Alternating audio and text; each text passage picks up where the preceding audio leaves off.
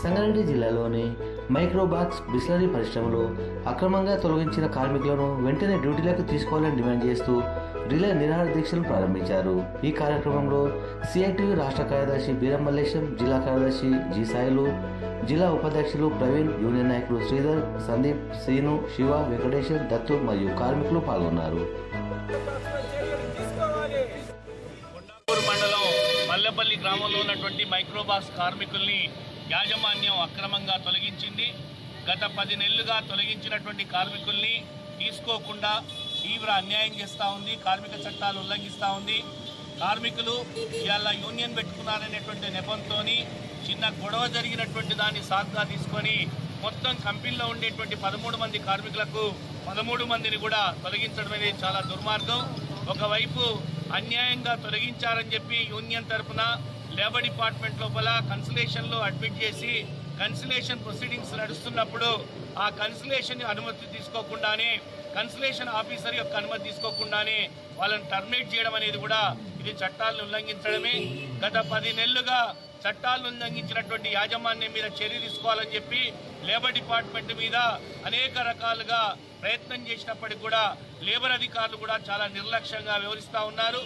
DCL గారు ఈ సమస్యను పరిష్కారం చేయడానికి అక్కడ కంపెనీ లోపల కార్మికులకు అన్యాయం జరిగింది, మీరు ఇన్స్పెక్షన్ చేయండి అని చెప్పంటే ఇన్స్పెక్షన్ చేసి 4 నెలలు అవుతున్నప్పటికీ కూడా పర్మనెంట్ కార్మికుల యొక్క స్థానం లోపల చట్ట వ్యతిరేకంగా కాంట్రాక్ట్ కార్మికులతో ఉత్పత్తి చేయిస్తున్నారని చెప్పి నిర్ధారణ అయినప్పటికీ కూడా ఇప్పటిదాకా ఆ యాజమాన్యం మీద చర్య తీసుకోకపోవడం అనేది చాలా దుర్మార్గం.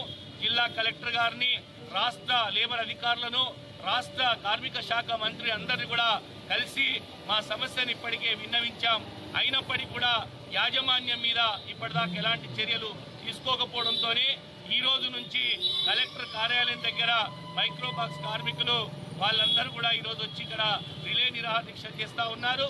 ఈరోజు చట్టాలు ఉన్నప్పుడే, ఆ చట్టాలు అమల్లో ఉన్నప్పుడే చట్టాలను ఉల్లంఘిస్తున్నటువంటి యాజమాన్యాలు రేపు చట్టాలు పోయి లేబర్ కోడ్లు వస్తే ఏ విధంగా కార్మిక వర్గాన్ని కాల్చుక తింటాయో ఈ మైక్రోబాక్స్ ఉదాహరణనే మనకు కనబడతా ఉంది. అందుకే కార్మిక వర్గం ఈరోజు ఐక్యంగా ఉండాలని చెప్పి మేము కోరుతా ఉన్నాం. మైక్రోబాక్స్ కార్మికులకు జరిగినటువంటి అన్యాయాన్ని అందరూ కూడా ప్రశ్నించాలి. వాళ్ళు చేస్తున్నటువంటి పోరాటానికి జిల్లాలో ఉండేటువంటి కార్మిక వర్గం కూడా మద్దతు ఇవ్వాలని చెప్పి నేను కోరుతా ఉన్నాను. జిల్లా కలెక్టర్ గారు ఈ విషయంలో వెంటనే జోక్యం చేసుకోవాలి. మైక్రోబాక్స్ యాజమాన్యం కార్మిక చట్టాలని ఉల్లంఘించి వ్యవహరిస్తూ ఉంది. ఆ చట్టాలను ఉల్లంఘిస్తున్నటువంటి యాజమాన్యం మీద చర్య తీసుకోవాలని, అన్యాయంగా అక్రమంగా చట్టాలను ఉల్లంఘించి తొలగించినటువంటి కార్మికుల్ని వెంటనే విధుల్లోకి తీసుకునేటట్టు కలెక్టర్ గారు జోక్యం చేసుకోవాలని చెప్పి ఈ సందర్భంగా డిమాండ్ చేస్తా ఉన్నాం. ఇక మైక్రోబాక్స్ కార్మికులు చేస్తున్నటువంటి పోరాటానికి సిఐటియు సంపూర్ణమైనటువంటి మద్దతు తెలియజేస్తూ ఉంది.